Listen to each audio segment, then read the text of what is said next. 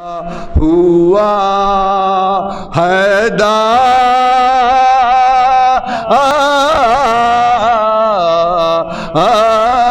کی طرح روبے عباس ہے چھایا ہوا حیدر کی طرح میرے مولا نے ذرا جنگ کہیں کی ہوتی میرے مولا نے ذرا جنگ کہیں کی ہوتی کربلا ہاتھ پہ ہوتی در خیبر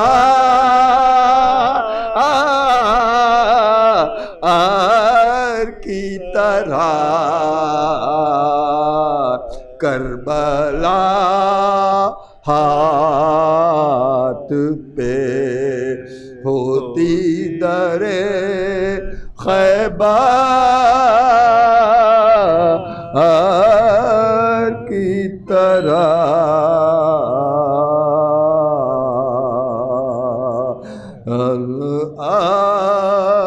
عباس ہے چھایا ہوا حیدر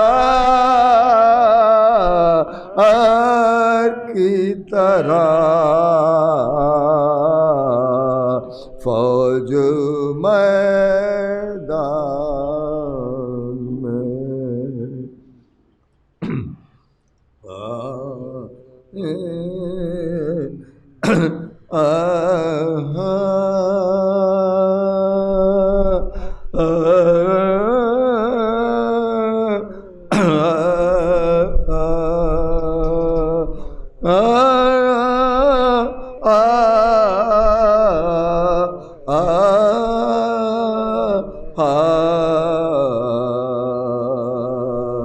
کہتی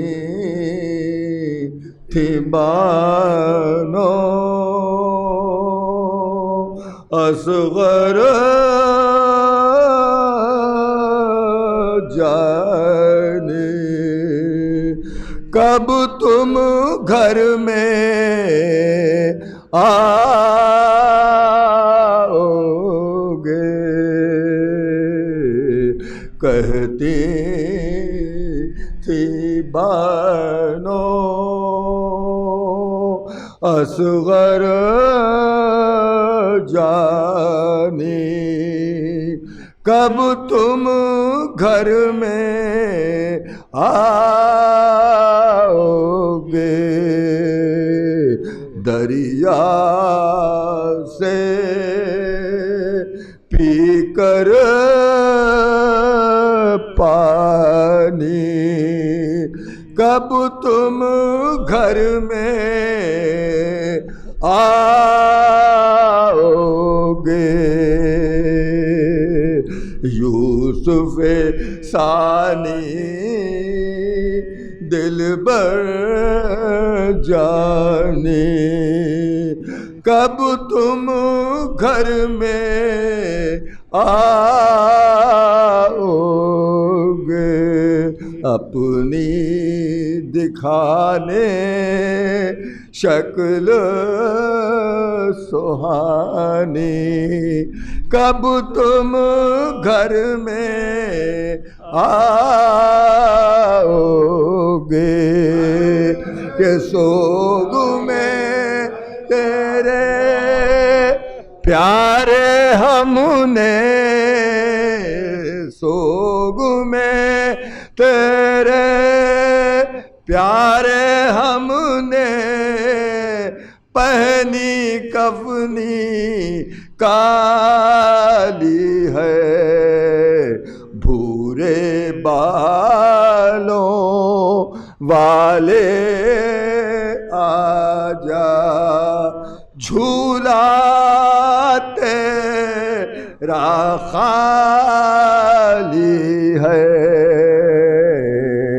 कहती थी बनो। أعوذ بالله من الشيطان اللعين الرجيم بسم الله الرحمن الرحيم حسبنا الله ونعم الوكيل نعم المولى ونعم النصير رب اشرح لي صدري ويسر لي أمري واحلل عقدة من لساني يفقهوا قولي الحمد للہ الذی جعلنا من الباکین علی الحسین المظلوم الشہید الذی ناحت وبکت له الارض والسماء والطیور فی الفضاء والوحوش فی الصحراء ثم الصلاة والسلام والتحیۃ والاکرام علی رسولہ الانام مولانا و مولا الکونین امام القبلتین جد الحسن والحسین محبوب رب المشرقین والمغربین ابی القاسم محمد وعلی اہل بیتہ الطیبین الطاہرین المعصومین المظلومین ولعنت اللہ علی اعدائہم اجمعین من یوم ظلمہم و عداوتہم الی لقاء یوم الدین اما بعد فقد قال اللہ الحکیم فی کتابہ الکریم والفرقانہ الحمید وقولہ الحق اعوذ باللہ من الشیطان الرجیم وما خلقت الجن والانس الا ليعبدون درود پڑھ دے محمد وعلى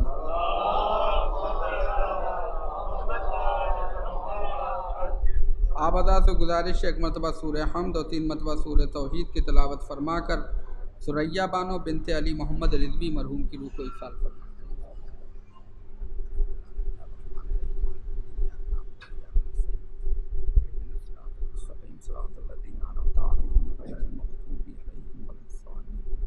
بسم اللہ الرحمن الرحیم لم یلد ولم یولد ولم یولد ولم یولد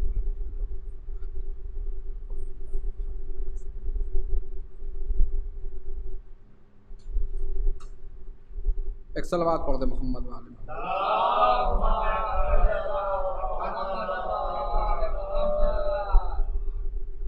حضرات،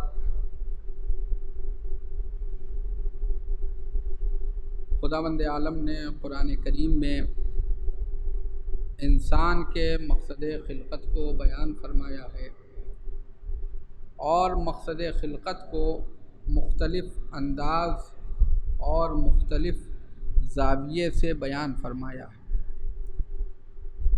کبھی ارشاد فرماتا ہے وما خلقت الجن والانس الا ليعبدون، کہ ہم نے جنات اور انسان کو پیدا نہیں کیا مگر یہ کہ وہ میری عبادت کریں۔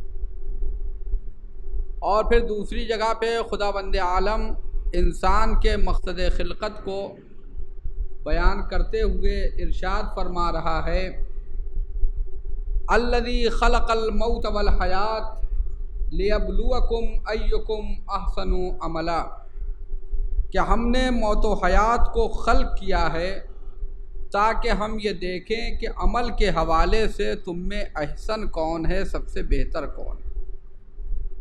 تو عزیزان گرامی، انسان کے جو مقصد خلقت ہے جو اللہ نے قرآن کریم میں بتایا ہے، کوئی انسان کچھ بھی کہے کہ میری زندگی کا مقصد یہ ہے، میری زندگی کا ہدف یہ ہے، لیکن جو بات خالق کہے گا کہ ہم نے کیوں خلق کیا ہے، وہ بات زیادہ بلکہ وہی معتبر ہے۔ کہ جو اللہ نے بتایا تو اللہ نے دو چیزیں بتائی، ایک عبادت ہے، بندگی ہے، اور دوسری عمل صالح۔ لیکن عمل صالح ہو یا عبادت ہو، ان دونوں میں جو چیز اہم ہے، جس کی جانب بہت زیادہ دقت اور ضرورت اور جس کی قرآن کریم نے بار بار دعوت دی ہے، وہ فکر کی ہے، شعور کی ہے، عقل کی دعوت ہے۔ اسی لیے ہمارے چھٹے امام حضرت امام جعفر صادق علیہ السلام حضرت داؤد پیغمبر کی نصیحت کو بیان کرتے ہوئے فرماتے ہیں کہ وَعَلَى الْعَاقِلِ أَن يَكُونَ عَارِفًا بِزَمَانِهِ، عقل مند انسان وہ ہے، صاحب عقل وہ ہے، صاحب فہم و فراست وہ ہے جو اس بات کو جانتا ہو کہ زمانے کا تقاضا کیا ہے۔ زمانے کا تقاضا کیا ہے؟ زمانے کے یہ امام فرمانے کے وَعَلَى الْعَاقِلِ أَن يَكُونَ عَارِفًا بِزَمَانِهِ، عقل مند انسان وہ ہے کہ جو یہ جانتا ہو کہ زمانے کا تقاضا کیا ہے، کس وقت کیا کرنا ہے۔ عزیزان گرامی ملاحظہ فرمائیے کہ پھر امام دوسری روایت میں اسی عقل کی تشریح کرتے ہوئے فرما رہے ہیں کہ عقل کا مطلب یہ نہیں ہے کہ انسان صرف یہ دیکھے کہ یہ اچھا ہے یا یہ برا ہے۔ یہ تو ایک عام انسان بھی بتا سکتا ہے کہ اس وقت رات ہے، دن نہیں ہے۔ یہ عام انسان بھی بتا سکتا ہے کہ اس وقت رات ہے، دن نہیں ہے۔ لیکن عقل مند کے لیے رات اور دن والا مسئلہ نہیں ہے، بلکہ عقل مند کو اللہ نے جو کہا عقل عطا کی ہے، شعور عطا کیا ہے، بصیرت عطا کی ہے، اس کا تقاضا یہ ہے کہ انسان جانے کہ عقل کسے کہتے ہیں، شعور کسے کہتے ہیں، بصیرت کسے کہتے ہیں، اور جب اس کا استعمال کرے گا تو صرف اچھے اور برے میں، نیک اور بد میں صرف تمیز نہیں رکھے گا، بلکہ یہ دیکھے گا کہ کون نیک ہے، کون نیک تر ہے، کون بد ہے اور کون بدتر ہے۔ اس کے حساب سے وہ اعمال کو انجام دے گا، وہ اعمال کو انجام دے گا۔ یہ ہے عقل کا تقاضا۔ اور پھر عقل کا نتیجہ کیا ہوگا، اس کو بتایا امیر کائنات نے میدان صفین میں۔ فرماتے ہیں کہ العقل ما عبد بہ الرحمن، عقل وہ ہے جو انسان کو رحمان کی عبادت تک لے کے جائے۔ میں نے سرنامہ کلام آیت میں جو آیت ہے سرنامہ کلام کہ اللہ نے انسان کی زندگی کا مقصد اپنی عبادت کو رکھا ہے، اپنی عبادت کو، اپنی بندگی کو رکھا ہے، لیکن یہ بندگی کون کر پائے گا؟ امام نے فرمایا میدان صفین میں امیر المومنین ارشاد فرماتے ہیں العقل ما عبد بہ الرحمن، عقل وہ ہے جو انسان کو بندگی معبود کی طرف لے کے جائے، واکتسب بہ الجنان، جس کے ذریعے سے انسان جنت کو حاصل کرے۔ پتہ یہ چلا کہ جہاں اس کا ایک نتیجہ یہ نکل رہا ہے جو امام فرما رہے ہیں، اس کا مطلب کیا ہوا؟ مطلب یہ ہے کہ عقل کے ذریعے انسان اللہ کی فرما برداری کرے گا، عقل کے ذریعے وہ کام کرے گا کہ انسان جنت کو حاصل کرے گا۔ لیکن اسی کا دوسرا نتیجہ کہ اگر کوئی گناہ کا کام انجام دے رہا ہے تو اس کا مطلب کہ وہ عقل مند نہیں ہے۔ اگر کوئی جہنم کو خرید رہا ہے تو اس کا مطلب کہ وہ عقل مند نہیں ہے۔ وہیں پوچھ لیا پوچھنے والے نے، مولا یہ جو امیر شام کے پاس ہے یہ کیا ہے؟ مولا یہ جو امیر شام کے پاس ہے یہ کیا ہے؟ امام نے فرمایا ہی النکرہ، وہ مکاری ہے۔ یعنی عقل الگ چیز ہے، مکاری الگ چیز ہے۔ اب عزیزان گرامی آپ ملاحظہ فرمائیے، کربلا ہے یہ، چونکہ مجلس کربلا کے شہداء اور اسیران کربلا کی یاد میں ہے، لہذا ملاحظہ فرمائیے کہ کربلا میں عقل کو تجلی ملی ہے، کربلا میں عقل کو معراج عطا ہوئی ہے۔ کربلا میں انسان دیکھے کہ عقل مند کدھر ہے اور بے وقوف کدھر ہے۔ کربلا میں کئی طرح کے کردار ملیں گے آپ کو۔ ایک کردار وہ ہے جو خالص عقل مندوں کا کردار ہے۔ ایک کردار وہ ہے جو خالص عقل مندوں کا کردار، یعنی جو امام حسین علیہ السلام کے ساتھ ہے۔ دوسرا کردار کون سا ہے؟ جو امام حسین کے مخالف بن کے آئے ہیں، جیسے عمر ابن سعد، شمر، خولی، سب کے اوپر لعنت ہو، یہ لوگ ہیں۔ تیسرا کردار وہ ہے جو ہر زمانے میں ہم سے نہیں مطلب،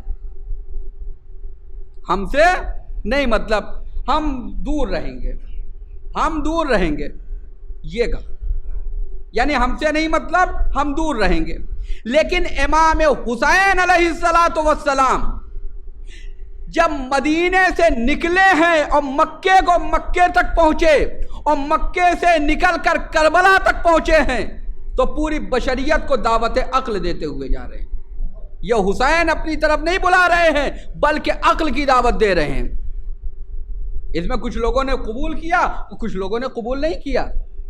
اور کربلا واحد درسگاہ ہے اور کربلا واحد مرکز ہے جو بشریت کے لیے نمونہ ہے، کہ کربلا میں آپ کو بزرگوں کا بھی نمونہ ملے گا، جوانوں کا بھی نمونہ ملے گا، نوجوانوں کا بھی نمونہ ملے گا، حتیٰ کہ شیرخوار بچوں کا بھی نمونہ ملے گا، دونوں حوالے سے، اچھے اور برے دونوں۔ اسی طریقے سے خواتین کا بھی نمونہ ملے گا، ہر نمونہ کربلا کے اندر موجود ہے۔ امام حسین علیہ السلام چل رہے ہیں، راستے میں جو بھی مل رہا ہے اسے عقل کی دعوت دے رہے ہیں۔ جناب ذوالقرنین، اور پھر جب انسان عقل کی دعوت دیتا ہے تو رسول اللہ کی حدیث ہے کہ عقل کل معصوم عقل کل ہے۔ جو عقل کل ہوگا اس کی حیثیت کیا ہوگی؟ رسول اللہ نے فرمایا کہ جو عاقل ہوتا ہے وہ طبیب کی طرح ہوتا ہے۔ ڈاکٹر بمانے واقعی ڈاکٹر ہوتا ہے، وہ مریض کی بد اخلاقیوں کو برا نہیں مانتا ہے، برداشت کرتا ہے۔ مریض چاہے اس کو اچھا کہے یا برا کہے، لیکن اسے علاج کرنا ہے تو کرے گا۔ لہذا امام حسین علیہ السلام جو بھی ملا راستے میں، چاہے کوئی عیسائی ملا اسے بھی بلا لیا، کوئی عثمانی ملا ذوالقرنین جیسا اسے بھی بلا لیا، اور سب کو اپنے ساتھ رکھا۔ اب کوئی نہ مانے تو الگ چیز ہے، لیکن جو لوگ آ گئے ان کو ہدایت ملی، لیکن جو لوگ نہیں آئے ان کو ہمیشہ کے لیے مایوسی نصیب ہوئی۔ کچھ لوگ ہیں جو کہتے ہیں ہم کسی طرف سے نہیں، ہم سیرت حسن پہ چلتے ہیں۔ یہ سننے میں آتا ہے، بھائی آپ اس مسئلے میں کیا نظر رکھتے ہیں؟ ہم سیرت امام حسن پہ چلتے ہیں۔ یہ بچنے کا بہترین بہانہ ہے، اور امام حسن کی توہین کرنے کا جانے انجانے میں امام حسن نے کب حق کے سامنے خاموش رہے ہیں؟ کیوں بدنام کرتے ہیں؟ اپنی غلطیوں کو امام حسن کی طرف منسوب کرتے ہیں، شرم نہیں آتی؟ کیوں مظلوم کربلا کے مظلوم بھائی کے اوپر تہمت لگاتے ہیں؟ شرم نہیں آتی کہ ہم امام حسن کے ماننے والے ہیں، یعنی ہم سکوت میں۔ عزیزان گرامی، امام چل رہے ہیں، مدینے سے نکلے مکے کی جانب، مکے سے نکلے کربلا کی جانب۔ راستے میں ایک لشکر ملا، عبداللہ ابن حر کا لشکر ملا۔ ملاحظہ فرمائیے گا، عبداللہ ابن حر کا لشکر ملا۔ عبداللہ ابن حر آیا سامنے، یعنی چند لوگ ہیں عبداللہ ابن حر۔ یہ عبداللہ ابن حر کون ہے؟ یہ عبداللہ ابن حر عثمانی شیعہ ہے، یہ امیر المومنین کا شیعہ نہیں ہے۔ اور جب قتل عثمان ہوا اس کے بعد یہ شام کی طرف بھاگ گیا، کوفے میں پھر آیا، کوفے میں رہ رہا۔ اس کے بیوی بچے چونکہ یہاں رہتے تھے کوفے میں، اور یہ شام چلا گیا۔ بعض روایت کہتی ہے جنگ صفین میں امیر المومنین کے مقابلے پہ آیا ہے، اور چونکہ اس کے خانوادہ، اس کی فیملی کوفے میں تھی اور یہ شام چلا گیا تھا بغیر بتائے اپنی جان بچا کر، تو گھر والوں نے تھوڑے دن تک انتظار کیا۔ جب دیکھا کہ اس کا کوئی نہیں آئے گا تو وہ شریعت کا قانون ہے، اس حساب سے اس نے عدت رکھی اور اس بیوی کی دوسری شادی ہو گئی۔ اب اس کے بعد جب یہ وہاں سے دوبارہ آیا کوفے میں امیر المومنین کی خدمت، جب اپنے گھر پہنچا اپنی زوجہ کا پتہ کیا، پتہ چلا کہ وہ کسی اور کی زوجیت میں جا چکی ہے۔ یہ آیا امیر المومنین کے سامنے، اس نے بیعت نہیں کی تھی امیر المومنین کی، آیا امیر المومنین کے سامنے، امیر المومنین سے کہہ رہا ہے کہ ہمارے ساتھ ایسا ہوا، ہماری زوجہ کی فلاں سے شادی ہو گئی ہے، آپ ہمارے سلسلے میں انصاف کریں۔ امیر المومنین نے اسے یاد دہانی کرائی، کہا کہ جب ہماری خلافت کا اعلان ہوا تو تم شام چلے گئے تھے، جنگ صفین میں تم ہمارے مقابلے میں آئے تھے، کیا تم نے ایسا نہیں کیا؟ تو اس نے ایک عجیب جملہ کہا، قربان جائیے عدالت علوی پہ، وہ کہتا ہے کہ یہ بتائیے کہ ہماری یہ غلطیاں کیا سبب بنیں گی کہ ہم آپ کی عدالت سے محروم ہو جائیں؟ دشمن کو بھی معرفت ہے۔ عبداللہ ابن حر کہتا ہے کہ کیا ہماری غلطیاں یہ اس بات سے روکتی ہیں کہ ہم آپ کی عدالت سے محروم ہو جائیں، آپ کے عدل و انصاف سے محروم ہو جائیں؟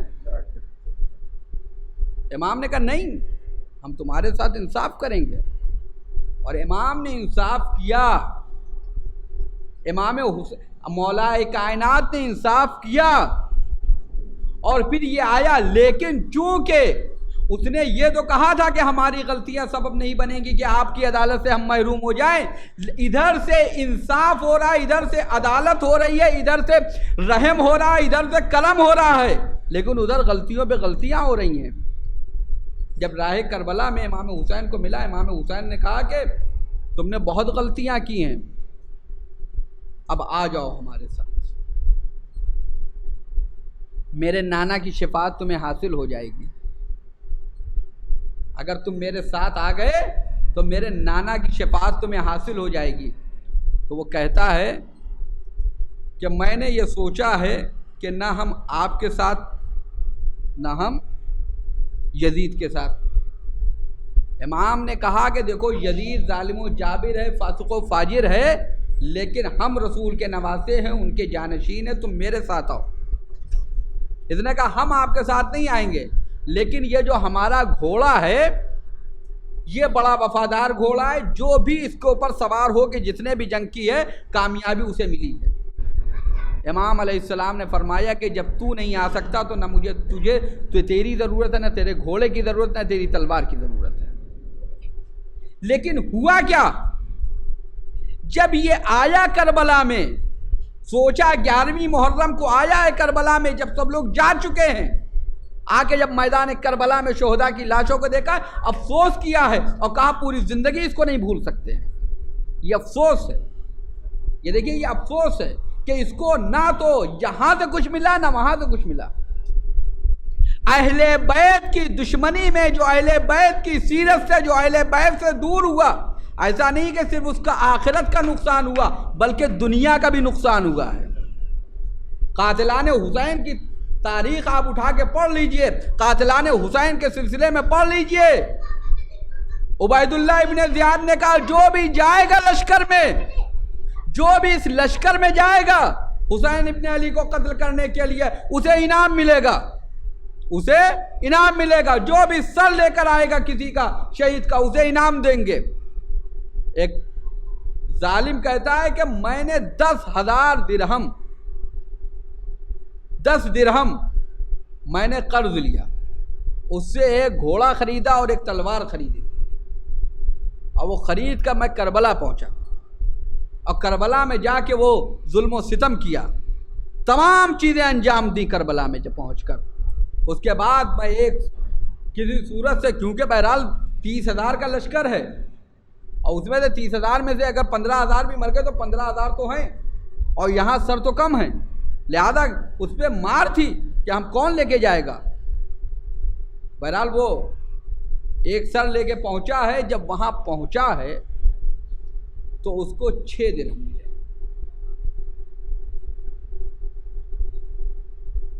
10 درہم قرض لیا تھا، اور جب واپس آیا ہے، یعنی سب سے دنیا کا، کائنات کا سب سے بڑا گناہ کر کے آیا ہے، لیکن ملا کتنا؟ 6 درہم۔ کہنے لگا کہ اسی کو کہتے ہیں خسرت دنیا والآخرہ، دنیا میں بھی نقصان ہے، آخرت میں بھی نقصان ہے۔ جو بھی اہل بیت سے دور ہوا ہے، اس کو نہ دنیا ملی ہے نہ عقبہ ملی ہے۔ لہذا سیرت اہل بیت اور سیرت معصومین صرف نام نہیں بلکہ کردار ہو معصومین کے، ان کی سیرت ہو۔ جب ان کی سیرت پہ انسان عمل کرتا ہے تو اسے فائدہ ملتا ہے، دنیا میں بھی فائدہ ملتا ہے اور آخرت میں بھی فائدہ ملتا ہے۔ ایک صلوات پڑھ دے محمد والے۔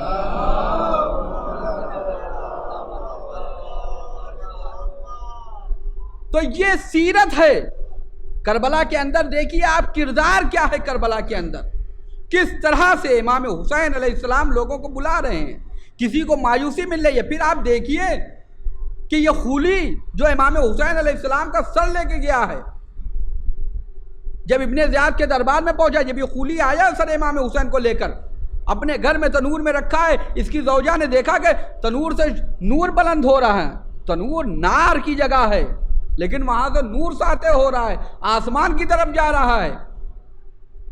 کہا یہ کیا ہے؟ کہا کچھ نہیں۔ کہا بتاؤ کیا ہے؟ اب جو تنور کھولا گیا تو اس میں سب سر مظلوم تھا۔ بیوی کہتی ہے کہ میں تجھ سے دور ہو جاتی ہوں اور دنیا و آخرت میں تجھ سے دور ہوں۔ بچے اس سے دور ہو گئے، بیوی بچے دور ہو گئے، اور اس کے بعد وہ سر لے کے جب صبح میں پہنچا ابن زیاد کے دربار میں، کہتا ہے کہ میری یہ شعر پڑھتا ہوا جا رہا ہے کہ میری جولیوں کو ہیرے جواہرات سے بھر دو، سونے چاندی سے بھر دو، کیونکہ میں نے ایسے کو شہید کیا ہے، ایسے کو قتل کیا ہے، ایسے کا سر لایا ہوں جو ماں باپ کے حوالے سے اور خاندان کے حوالے سے سب سے بہتر ہے۔ ابن زیاد کہتا ہے کہ جب تجھے معلوم ہے کہ خاندان کے حوالے سے، کیونکہ وہ انہی فضائل کی وجہ سے وہ دشمن ہوئے تھے، کہا جب تو جانتا ہے کہ وہ سب سے افضل تھے تو نے قتل کیوں کیا ہے؟ کہا میں نے تیرے انعام کے لیے۔ کہا جب تو ان کی فضیلت کو جانتا ہے تو پھر کیوں ان کو قتل کیا ہے؟ جا تجھے کچھ نہیں ملے گا۔ یہ مایوسی ملی ہے جن لوگوں نے بھی امام حسین علیہ السلام کے جو بھی مقابلے میں آئے ہیں ان کو مایوسی نصیب ہوئی ہے۔ امام حسین علیہ السلام کے مقابلے میں جتنے افراد بھی آئے ہیں، ایک صلوات پڑھ دے محمد والا۔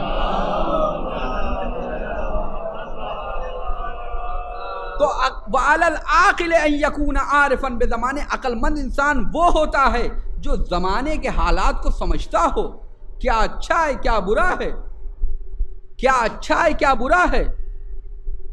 اور جو تاریخیں چل رہی ہیں یہ اسیران کربلا کے ایام ہیں۔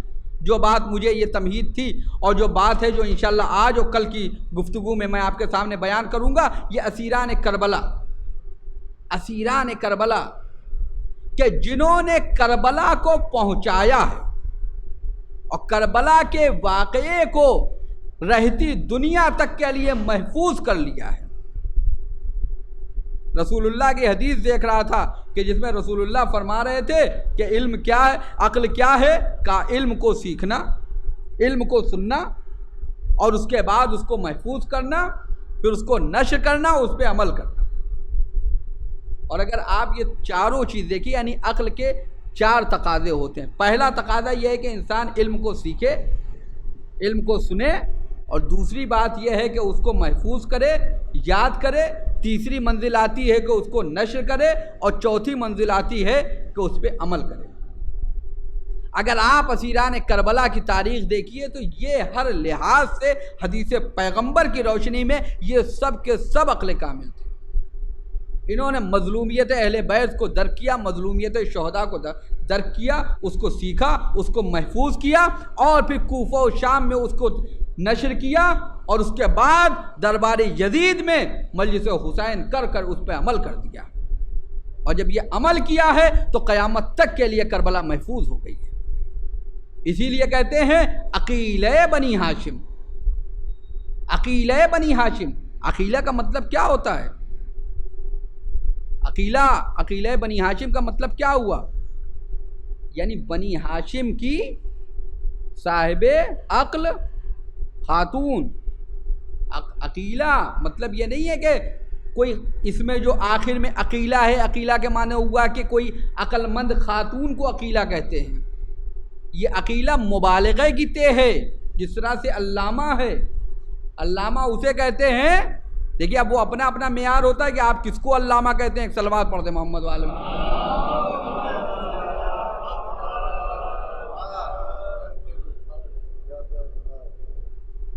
علامہ کسے کہتے ہیں؟ علامہ اسے کہتے ہیں کہ جو سب سے یعنی سب سے زیادہ علم رکھتا ہو. جیسے میں گیا، میرے ساتھ ایک عالم دین تھے، وہ ایک جگہ سے گزر رہے تھے، ایک صاحب نے کہا سرکار علامہ ہیں آپ. انہوں نے کہا دیکھیے اگر آپ ہمیں علامہ اس معنی میں کہہ رہے ہیں جس میں علامہ ہلی تھے یا علامہ میر حامد حسین موسوی تھے تو میں ان کے پیروں کی اور جوتیوں کی خاک کے برابر نہیں ہوں. اور اگر آپ ان کے حساب سے کہہ رہے ہیں جن کو آج کل آپ کہہ رہے ہیں تو بہرحال میرا معیار اس سے بلند ہے. ایک صلوات پڑھ دے محمد پر.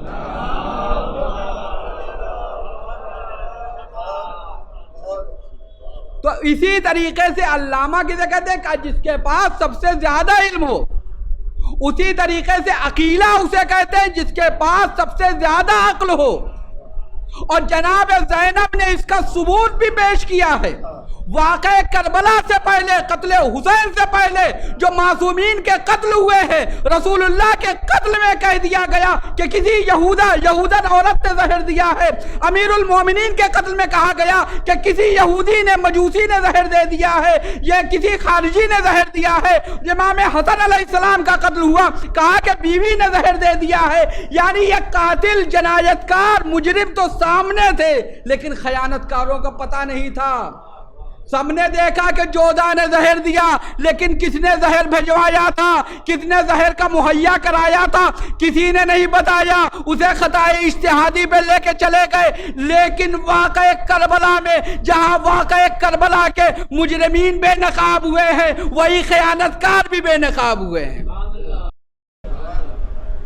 اور اسے کہتے ہیں عقیلہ بنی ہاشم کہ جناب علامہ مامقانی فرماتے ہیں زینب وما زینب، زینب اور کیا زینب، وما ادراک ما زینب، اور تم کیا جانو کہ زینب کسے کہتے ہیں. یہ عقیلہ بنی ہاشم، وہ بنی ہاشم کی سب سے عقل مند فرد ہے. ایک صلوات پڑھ دے محمد. اور عزیزان گرامی، زینب کبریٰ کا مسئلہ یہ نہیں ہے کہ زینب کبریٰ نسوانی نمونہ عمل ہیں، عورتوں کے لیے نمونہ عمل ہے. کربلا کی خواتین عورتوں کے لیے نمونہ عمل نہیں ہے، نسوانی نمونہ عمل نہیں ہے، بلکہ انسانی نمونہ عمل ہے. انسانی نمونہ عمل ہے. کربلا کی خواتین نے وہ کردار پیش کیا ہے کہ اگر انبیاء، اولیاء، خاصان خدا کو ہٹا لیا جائے تو پھر یاد رکھیے گا دنیا کے مرد بھی ان کا مقابلہ نہیں کر سکتے. دنیا کے مرد بھی ان کا مقابلہ نہیں کر سکتے ہیں. کربلا کی خواتین کی جو عظمت ہے وہاں تک کوئی نہیں پہنچ سکتا. کربلا کی خواتین یہ ایام ہیں اسیران کربلا کا. اسیران کربلا کی عظمت تک پہنچنا ہر ایک کے بس کی بات نہیں ہے. کسی کا شوہر مر جائے اس سے پوچھئے، بیوہ ہو خاتون، اور اس سے پوچھئے کہ کیا حال ہے، بیٹے کو قربان کرو گی؟ نہیں کرے گی. لیکن کربلا کی خواتین تھی، سہاگ اجڑنے کے بعد اپنی کوکھ کی بھی قربانی پیش کی ہے کربلا کی خواتین. اور ایسا نہیں ہے کہ صرف خاندان عصمت و طہارت کی بیویاں، جو بھی کشتی حسین پہ سوار ہوا وہ اس معیار پہ آ گیا ہے. جو بھی کشتی حسین پہ سوار ہوا وہ اس معیار پہ آیا ہے. ایسا نہیں ہے کہ جو کشتی حسین سے، جو اہل بیت سے صرف اہل بیت کی خواتین نے یہ کردار اپنایا ہے، بلکہ جو بھی کربلا کی خواتین تھیں، جو بھی لشکر حسین میں آیا، چاہے وہ مرد ہو، چاہے وہ عورت ہو، چاہے وہ 6 ماہ کا بچہ ہو، اس کی سب کے حوصلے برابر ہیں. سب کے حوصلے برابر ہیں، سب کے جذبات ایک ہیں، سب کا کردار ایک ہے. اور یہاں پر آپ ابھی دیکھ لیجئے، لوگ تبلیغ کرتے ہیں، حق و باطل کی بات کرتے ہیں. ابھی کسی غیر کے بارے میں بولنا ہو تو ہم بھی بول دیں گے. ابھی کسی غیر کے بارے میں بولنا ہو تو ہم بھی بول دیں گے. لیکن اگر کہیں اپنے کی بات ہو جائے فوراً پیچھے ہٹ جائیں گے، فوراً پیچھے ہٹ جائیں گے، نہیں بھائی یہ تو نہیں ہو پائے گا۔ غیر کے لیے سب بولیں گے، جن کو جانتے ہیں کہ ان سے کوئی فائدہ یا نقصان نہیں ہوگا بول دیا، بیان دے دیا، لیکن اگر اپنی باری آ گئی تو وہاں پر ساری دینداری، ساری مولائیت، سارا تقوی، ساری پرہیزگاری، ساری نماز ایک طرف ہوگی اور دنیا ایک طرف ہوگی، دنیا ایک طرف ہوگی، بڑھ بڑھ کے بولنے والے گنگ ہو جائیں گے، بولنے والے گنگ ہو جائیں گے۔ اگر اپنا توہین مرجعیت کرے خاموش رہیں گے، اگر اپنا توہین اہل بیت کرے خاموش رہیں گے، لیکن اگر دوسرا کہیں کچھ ہو جائے تو اس کے لیے بولیں گے۔ لیکن کربلا نے یہ درس دیا ہے، حق ہے تو بولو۔ کربلا کے مردوں نے نہیں، کربلا کی خاتون نے کہا ہے، بیٹے کو قربان کیا، شوہر کو قربان کیا، لیکن اگر باپ غلط ہو تو باپ کو کہا غلط ہے۔ جناب ہانی ابن عروہ کا نام سنا آپ نے؟ جن لوگوں نے کوفے میں زیارت کی ہے، جناب مسلم کے روضے کے سامنے ایک روضہ ہے جناب ہانی ابن عروہ کا، جناب مسلم کے ساتھ شہید ہوئے ہیں۔ سارے مظالم آپ اور جو ان کے اوپر جو مظالم ڈھائے گئے اور ساری مصیبتیں آپ کے اذہان عالیہ میں ہے، مجلسی مجمع ہے۔ ان کے بیٹے تھے جناب یحییٰ اور ان کی زوجہ تھی جناب رویحہ۔ جناب ہانی ابن عروہ کی بیوی کا نام تھا رویحہ، بیٹے کا نام تھا یحییٰ۔ جناب ہانی شہید ہو گئے۔ کتنی تاریخ کو جناب ہانی شہید ہوئے؟ 9 ذی الحجہ کو۔ یہ لوگ ماں بیٹے چھپ گئے ہیں کوفے میں۔ ساری وہ تمام مظلومیت جناب ہانی کی اپنی آنکھوں سے دیکھی ہے ان ماں بیٹے نے۔ پتا چلا کہ 2 محرم کو امام حسین کربلا میں پہنچے ہیں، یہ لوگ بھی چھپ چھپا کے کربلا پہنچ گئے۔ بیٹا امام حسین علیہ السلام کی رکاب میں روز عاشورہ شہید ہوا اور اس مرتبے تک پہنچا کہ معصوم امام نے کہا، امام جعفر صادق علیہ السلام نے کہا کہ ہمارے ماں باپ آپ پر قربان ہو جائیں۔ شہدائے کربلا کی زیارت میں چھٹے امام نے فرمایا کہ میرے ماں باپ آپ پر قربان ہو جائیں، آپ بھی کامیاب ہیں، آپ بھی پاک و پاکیزہ ہیں، وہ زمین بھی پاک و پاکیزہ ہو گئی جہاں پر آپ دفن ہوئے ہیں، جہاں پر آپ دفن ہوئے ہیں۔ اور عزیزان گرامی یہ ہے مرتبہ بیٹے کا۔ اور زوجہ جناب رویحہ 9 ذی الحجہ کی بیوہ 2 محرم کے بعد یعنی 22-25 دن کے بعد کربلا میں، اور انہوں نے اسیری کی مصیبت اٹھائی ہے۔ لیکن یاد رکھیے گا جہاں یہ خاندان ہے وہی جناب رویحہ کا باپ لشکر ابن سعد میں ہے، عمر ابن سعد کے لشکر میں ہے، اور وہ نگہبان ہے فرات کا کہ خیام حسینی میں پانی نہ جائے۔ باپ گمراہ ہے تو ہونے دے، لیکن بیٹی راہ مستقیم پر ہے۔ یہ ہے کردار کربلا کی خواتین کا کہ اگر حق ہے تو حق کے ساتھ رہو۔ یہ کردار دنیا کے مرد نہیں پیش کر سکتے جو کربلا کی خواتین نے پیش کیا ہے۔ دنیا کے مرد، عورت کا مزاج ہوتا ہے کہ اپنے مائکے کی جانب جھکے گی، لیکن کربلا کی خواتین نے بتایا کہ خاتون وہ ہے جو اللہ کی جانب ہو، جو دین کے اوپر اپنے کو قربان کر دے۔ یہ ہے کربلا کی خواتین کا پیغام۔ ہاں عزیزوں، یہ شب جمعہ ہے، اور چونکہ اس کے بعد بھی مجلس کا وقت بھی ختم ہو رہا ہے اور ہمیں دوسری مجلس بھی پڑھنی ہے، لہذا شب جمعہ ہے، شب زیارت امام حسین ہے۔ واقعہ ملتا ہے کہ امام حسین علیہ السلام کے ایک فرزند ہے، یہ اہل بیت کی اسیری کے ایام ہیں، یہ اہل بیت کی اسیری کے ایام ہیں، کوفے میں ہیں اہل بیت کوفے میں ہیں۔ جب یہ کوفے میں یہ قافلہ پہنچا ہے اور 12ویں محرم کو یہ قافلہ کوفے میں پہنچا ہے۔ کوفے میں پہنچنے کے بعد بازار کو سجایا گیا ہے، آگے آگے منادی ندا دے رہا ہے، اے تماشائیوں تماشا دیکھو، بے مخنو چادر ہیں بیبیاں، گزارا جا رہا ہے، بازار سے قافلہ گزارا جا رہا ہے، بچے بھوکو پیاس سے تڑپ رہے ہیں۔ اہل کوفہ نے کھجوریں پھینکنی شروع کی، خواتین کوفہ نے۔ جناب ام کلثوم فرماتی ہیں یا اہل الکوفہ الصدقۃ علینا حرام، اے اہل کوفہ صدقہ ہمارے محمد پہ حرام، ہم پر صدقہ حرام ہے، ہم صدقہ نہیں لے سکتے۔ ایک مرتبہ ایک بی بی آئی ہیں، کوفے کی خاتون، اپنے ہاتھوں میں پانی لے کے آئی ہیں، پانی کا کوزہ لے کے آئی ہیں، جناب سکینہ کو پلانے کے لیے آئی ہیں۔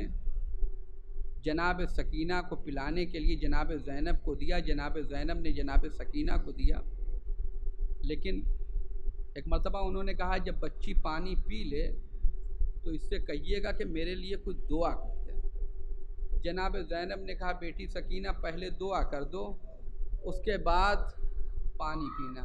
کوزے کو لے لیا جناب زینب نے، کہا بی بی آپ دعا کریے، بتائیے یہ میری بچی دعا کر دے گی۔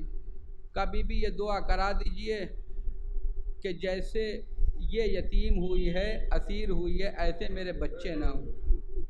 اللہ اللہ، علی کی پوتی، فاطمہ کی پوتی، حسین کے سینے پہ سونے والی نے اپنے جلے ہوئے کرتے کے دامن کو اٹھایا، میرا محبوب جس طرح میں یتیم ہوئی ہوں، میں اسیر ہوں، ویسے اس کے بچے یتیم و اسیر نہ ہوں۔ اس کے بعد دعا کرائی اور آخر میں ایک دعا کرتی ہے کہ بی بی ایک دعا اور کر دیجئے کہ اس بچی سے کہیے دعا کر دے کہ ہمیں مدینے جانا نصیب ہو جائے۔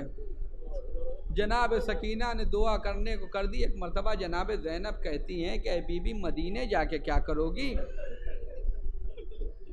کہا کہ مدینے جائیں گے، مدینے میں ہمارے آقا حسین رہتے ہیں، مدینے میں ہماری شہزادیاں زینب و ام کلثوم رہتی ہیں۔ کہا بی بی آقا حسین کو پہچانتی ہو؟ کہا بھلا ہم کیوں نہ پہچانے۔ کیا زینب و ام کلثوم کو پہچانتی ہو؟ کہا کہ ہم کیوں نہ پہچانے، ہم نے تو ان سے قرآن پڑھا ہے۔ ایک مرتبہ زینب نے اپنے چہرے سے بالوں کو ہٹایا، اے ام حبیبہ کہاں پہچانا، میں ہی تو زینب ہوں، یہ میری بہن ام کلثوم ہے۔ اے ام حبیبہ کہاں پہچانا، ارے یہ دیکھو نوک نیزہ پہ جو سر ہے یہ تمہارے آقا حسین کا سر ہے۔ ام حبیبہ نے سر و سینے کو پیٹ لیا، اے بی بی یہ عالم آپ کا کس نے کیا ہے؟ اللہ